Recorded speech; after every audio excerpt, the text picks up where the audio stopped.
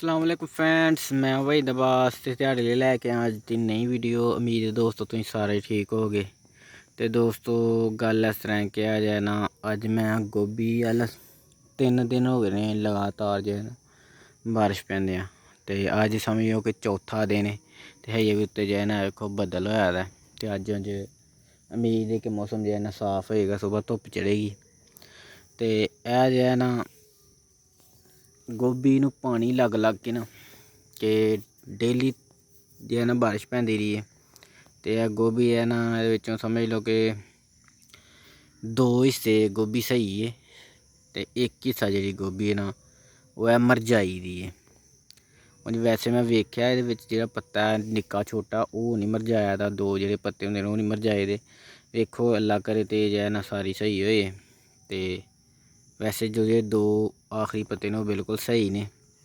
तो बाकी है ना तकरीबन समझ लो कि है तेन किला खाने पे वेखो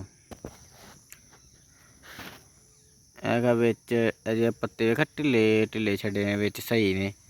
तो कल तो वैसे जो है ना माया हाँ टाइम कढ़ के, तो कल तो सारी मरझाई दी। तो जो है ना अज मौसम थोड़ा जहा साफ रहा, तो जो है ना तकरीबन सही हो गई। ठीक है, तो वेखो हूँ जी मरझाई दी विचों काफ़ी ज़्यादा सही हो गई।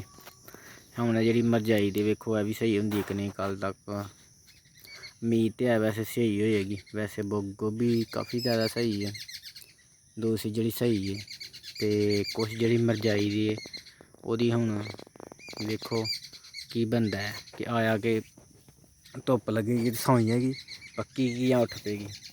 वैसे पहले कल जो मैं है ना वो है ना बड़ी है ना गोभी सारी तकरीबन इंज ही मिस हो गई मुक गई। पर अल्लाह का शुक्र है कि अज मैं आया तो बड़ा ही है ना फर्क पे। समझ लो कि कल तो 1-2 बूटा बस लगता है, बाकी सारी है मरझाई दी। तो हूँ सारी है ना उठ पी। तो उम्मीद है कि अभी जी मरझाई दी भी उठ पेगी।